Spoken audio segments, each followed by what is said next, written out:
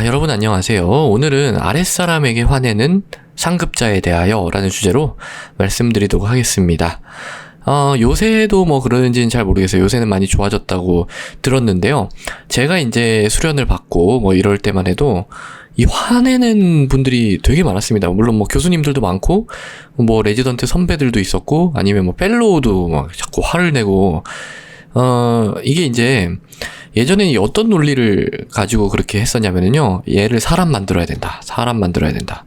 이게 이제 의사가 사실은 의대에서 그냥 지식만 드립다 배운다고 해서 그게 의사가 되는 게 아니죠.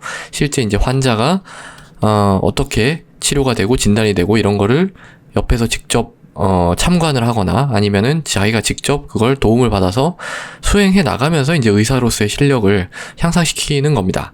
그러면은 처음 이제 새내기 의사가 환자를 진료할 때는 잘 못하겠죠, 당연히. 예. 그러면은 옆에 이제 경험이 많은 의사가 도와줘야 됩니다. 도와주기. 당연한 거죠. 누가 뭐 어떤 천재라고 해도 이건 불가능하다고 저는 생각을 해요. 근데 이 도와주는 와중에서 짜증이 나겠죠. 사실은 많이 짜증이 날 텐데 그 짜증을 이제 심한 어떤 화로 이렇게 풀어내는 분들이 상당히 많았어요, 사실은. 예. 예를 들어서 이제 이런 경우가 있다고 한번 해보죠. 응급실에 이제 급성 심근경색 환자가 하나 왔어요. 급성 심근경색이 왔어요. 제가 이제 이거 정의에 대해서 말씀을 드렸죠. 그러니까 뭐 CKMB나 트로포닌 같은 그런 심근 효소 수치가 올랐다는 뜻입니다. 또는 뭐 심전도상에서 변화가 있거나 아니면은 뭐 흉통, 전형적인 양상의 흉통이 있거나 에코에서 월모션이 있거나 그러니까 이 셋 중에 하나가 이제 추가로 있어서 급성 심근경색이 진단이 됐어요. 그러면은 어떻게 해야 될까요? 그러면은 이게 응급실에서 보통 이런 내과계 환자를 보는 당직이 하나 있습니다. 당직 레지던트가 있죠.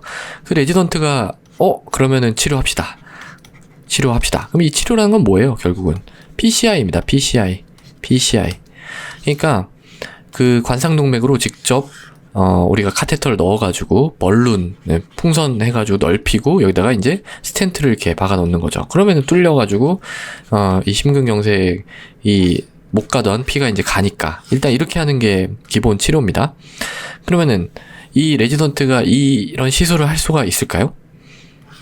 뭐 지금 뭐 환자 뭐 어떻게 매니지하고 이런 것도 전혀 모르는 상태에서 할 수가 없겠죠. 그러니까 반드시 이거는 이런 치료를 결정하거나 수행하는 것은 상급자가 합니다. 보통은 이제 순환기내과의 펠로우 전임이라고 하죠. 요새 전임이라는 사람들은 전문의를 따고 조금 더 공부한 사람이에요. 대학병원이나 뭐 다른 병원에서 조금 더 공부해서 뭐 술기를 익히거나 아니면 환자를 좀 더 잘 많이 경험을 쌓고 싶거나 이럴 때 이제 전임의를 합니다. 네, 그래서 이제 이 전임의한테 연락을 하거나 아니면은 교수한테 연락하거나 교수님께 연락을 드리거나 전임의가 없는 과는 바로 교수님한테 연락을 드리고 그렇지 않은 과는 전임의를 거쳐서 이제 교수님이 보게 되는 그런 시스템이죠. 그러면은 예를 들어서 이 환자가 새벽 한 3시 정도에 왔어요. 새벽 한 2시. 되게 크리티컬한 타임이죠. 크리티컬한 타임. 그럼 어떻게 해야 될까요? 새벽 2시에 이제 이런 급성 심근경색 환자가 왔는데 이걸 이제 전화를 하면은 이런 사람들이 다 어떻게 할까요? 화를 냅니다. 보통. 물론 지금은 뭐 그렇지 않을 수도 있어요. 이제 옛날 얘기 그냥 하는 거예요. 제가 할 땐 다 화냈어요. 그러니까 뭐 아무리 잘 얘기하거나 이래도 그냥 뭔지 모르겠는 지금은 잘 기억이 안 나요. 뭐 제가 뭐 또 잘못한 부분이 있었겠죠. 잘못 말씀드린 부분. 어쨌든 뭐 그냥 전화를 붙잡고 그냥 혼나고 있는 그런 상황이 되는 겁니다. 이게 화낼 게 너무 뻔하니까 당연히 화낼 게 뻔한데 화내는 사람, 화를 듣고 싶은 사람이 누가 있겠어요. 그냥 전화하는 게 꺼려지죠. 그러면 이제 뭐 핑계를 생각합니다. 핑계. 이게 새벽 2시에 이런 환자가 왔는데 사실은 뭐 오전에 이제 아침 7시 정도면 다 출근을 하거든요. 그러니까 5시간만 버티면 되는 거잖아요, 사실은. 그러니까 뭐 5시간 사이에 뭐 무슨 일이 나겠어? 이렇게 이제 생각할 수가 있단 말이에요.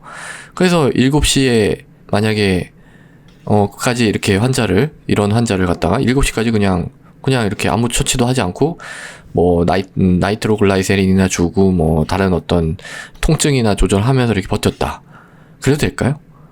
절대 안 됩니다. 절대 안 됩니다. 예, 절대.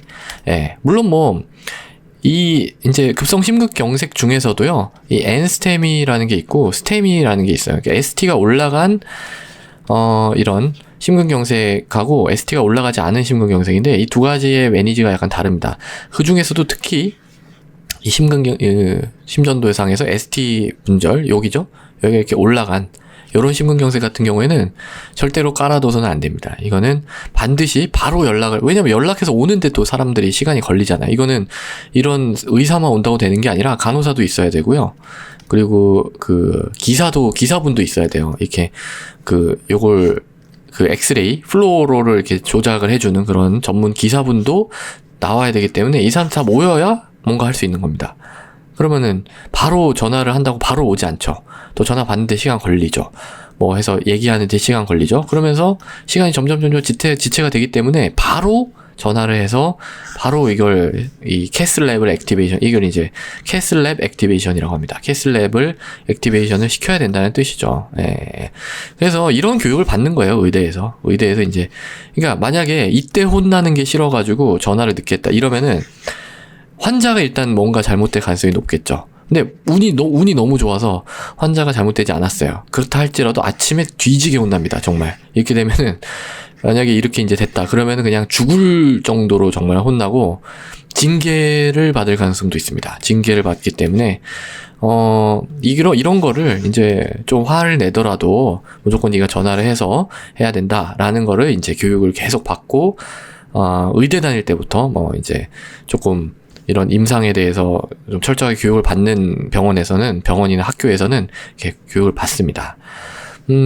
그리고 또 다른 거는요, 사실 치료가 제가 PCI 이렇게 이제 직접 들어가서 넓혀주고 하는 그런 치료를 해야 되는 게 맞는데, 다른 생각을 막 해요. 교과서에 보면은 PCI만 있는 게 아니라 이런 것도 있어요. 약으로. 피브리놀라이시스라는 게 있거든요. 이거는 이제 TPA라고 하는 약을 정맥으로 주사를 그냥 주면은 여기 이제 스롬보스, 막힌 혈전 있죠. 요걸 이렇게 녹일 수 있는 약이 사실 있어요. 예. 그러면은 사실은 이렇게 할 거 없이 그냥 약만 주면 되니까 이런 사람들이 다 필요가 없거든요. 예.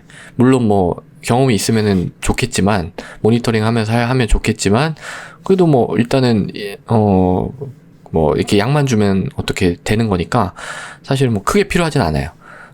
그럼 이거 하고 싶은 유혹이 들겠죠? 그런데요, 이것도 사실은 되게 잘 효과가 있는 그런 타이밍이 있고, 혈압이 만약에 이 환자 혈압이 많이 내려갔다, 80, 60 이렇게 내려갔다, 그럼 별로 효과가 없어요. 이게 잘 안 가거든요, 이쪽까지. 그래서 그렇게 많이 하지는 않는 거고요. 그리고 또 다른 옵션이 뭐가 있을까요? 다른 옵션이 수술이죠, 수술. 수술이라고 하면 캐비지입니다, 캐비지. 수술인데요. 물론 뭐 이것도 뭐 하고자 마음을 먹으면 못할 건 없죠. 근데 이 수술은 어디에서 하죠? 흉부외과에서 합니다. 흉부외과는 거의 뭐 로딩이 킹 왕짱이에요. 킹 왕짱인 과입니다. 그러니까 이런 순환기보다도 더 화를 낼 가능성이 있어요. 아니면 뭐 꼭 그런 게 아니더라도 사실은 이제 이런 수술 같은 거는 철저한 준비를 거쳐서 요새는 보통 하죠. 왜냐하면 이 PCI랑 비교할 수 없을 정도로 이 일이 커지는 거기 때문에 보통 이렇게 잘 가지는 않고 PCI로 이렇게 가게 됩니다. 자, 뭐 제가 이제 사실 이 내용에 대해서 이렇게 준비를 하다가 여기서 이제 뭔가 잘못될 가능성이 어디에 있을까를 곰곰이 생각을 해보니까 다 알아요. 이렇게 하면은 빨리 연락을 해서 PCI를 해야 된다라는 거는 다 아는데, 이 화를 내는 것이 물론 뭐 이 사람이 아무리 화를 내도 자기의 본분을 충실히 해야 되겠지만 사람이잖아요, 다들. 사람이니까 약간 주춤하는 게 있어요. 있을 수밖에 없는 게 사실입니다. 그런 상황이라면 이런 이제 연락을 받는 그런 분들이 조금만 제너러스해졌으면 좋겠다, 이런 생각을 많이 했거든요, 사실은. 뭐 조금, 그러니까 아랫사람이 편하게 좀 디스커션, 토의를 할 수 있는 시스템이 돼야 되는데, 우리나라는 거의 뭐 의대는 지금도 그럴 거예요. 상명하복이에요. 위에서 명령하면 무조건 따라야 됩니다. 상명하복이 기본적인 어떤 그런 룰로, 지금은 물론 좀 뭐 바뀌었을지 모르겠는데 어쨌든 기본적인 거는 상명하복이에요. 경험을 따라갈 수가 없거든요. 그렇기 때문에 너무나 조직이 이렇게 위아래 관계로 돼 있어요. 수평적이지 않고 절대적으로 수직적입니다. 그러니까 물론 뭐 장점도 있고 단점도 있는데, 오히려 이렇게 너무 화내고 뭐 이래가지고, 자기는 이제, 이 사람을 위해서 화를 냈다라고 얘기를 하지만, 저는 별로 그 변명은 좀 별로라고 생각을 합니다. 화를 내지 않고서도 화를 낸다고 해서 뭐 이분이 뭐 잘못하는 사람이 뭐 바뀌고 뭐 그러나요? 저는 그런 경우를 별로 그렇게 많이 목격하지 못했거든요. 좋은 말로 하고, 그리고 환자를 위해서 무엇이 더 우선인지 그걸 먼저 생각을 하고요. 뭔가 직장에서 근무를 한다는 것이 물론 그렇게 쉽지는 않습니다. 특히 병원에서 근무를 하는 건 굉장히 스트레스풀한 상황인데, 그런 상황에서 이런 상하 관계까지 스트레스가 더 지속이 된다면, 그런 어떤 상황, 분위기 때문에 환자가 잘못 치료받게 되는 그런 상황이 이제 생길 수가 있다는 거죠. 그래서 뭔가 서로 대화를 하고 커뮤니케이션을 하는데 좀 존중을 하는 그런 방향으로 나아가야 되지 않을까. 갑자기 이런 생각이 들어가지고요. 오늘은 이런 말씀을 한번 드렸습니다.